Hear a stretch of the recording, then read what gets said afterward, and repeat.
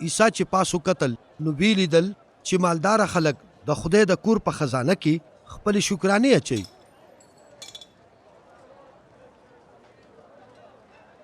او هغه یو غریبه کونډه ولیدله چې دوه د تانبې سکې ورواچولې هغه فرمایل زه تاسو ته رښتیا وایم چې دې غریبې کونډې د دې نورو ټولو نه زیاتې واچولې ځکه چې دې نورو چې په شکرانې کې سم واچول هغې د مال د زیاتوالي په سبب واچول خو د هغې سره چې د خپلې ګزارې نه هم کمو هغه ټولې واچولې ځینې خلکو د خدای د کور او د هغې د ښکلو کاڼو او په ورکړې شویو نذرانو چې ښایسته کړي شوي وو د هغه په هکله خبرې کولې عیسی ورته وفرمایل چې دا څیزونه چې تاسو وینئ داسې وخت راتلونکی دی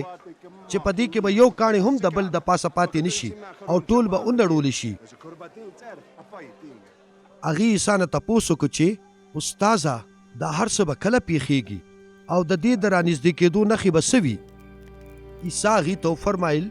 خیال کوئ چې څوک مو بېلارې نه کي ځکه چې ډېر به زما په نوم راشي او دعوه به کوي او وایي به چې زه عیسی یم او وخت نږدې راغلی دی خو هغه پسې مه ځئ او کله چې تاسو د جنګونو او د الې ګلې خبر واورئ نو مه ورخطا کیږئ ځکه چې دا څیزونه به ضرور اول کیږي خو لا به آخر وخت نه وي بیا هغه دا وفرمایل قومونه به د قومونو په خلاف شي بادشاهۍ به د بادشاهۍ مخالفت کوي لوی لوی زلزلې او کاتونه وباګانې به ځای په ځای راځي او په اسمان کې به هیبتناکې او لوی نښې ښکاره کیږي خو د دې هر څه کېدو نه مخکې به هغې تاسو ونیسي او تاسو به وزوروي تاسو به عبادت خانو ته حواله کیږئ او بندي خانو ته به اچولې کیږئ تاسو به د بادشاهانو او حاکمانو پر وړاندې زما د نوم په سبب راوستې شئ نو دا به ستاسو دپاره د ګواهۍ موقع وګرځي خو یاد ساتئ چې د مخکې نه د خپلې صفایۍ په هکله د جواب ورکولو فکر مه کوئ ځکه چې زه به پخپله تاسو ته د وینا داسې طاقت او حکمت درکم چې ستاسو یو مخالف به هم د دې جوګه نه وي چې ستاسو د خبرو مقابله وکړي یا دروغ ثابت کړي تر دې چې ستاسو مور پلار رونه ستاسو خاندان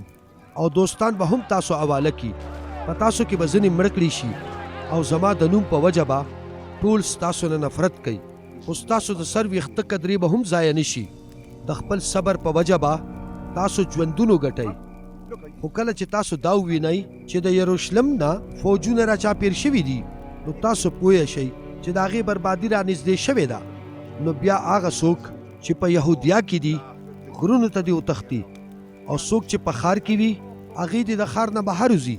او څوک چې د ښار نه بهر په کلو کې وي هغې دې ښار ته نه ځي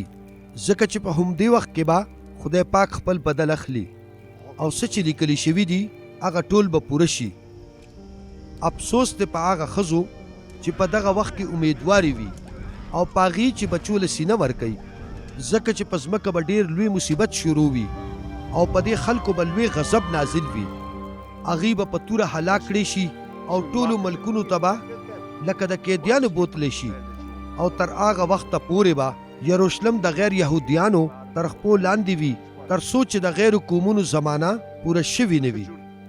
پنور سپوږمۍ او په ستورو کې به خاص نښې ښکاره شي د سمندر د شور او چپو نه به په ځمکه ټول قومونه پریشانئ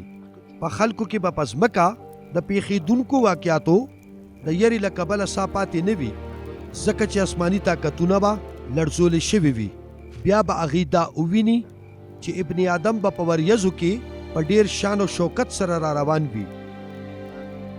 کله چې دا هر څه پیښېدل شروع شي نو پاسئ او بره وګورئ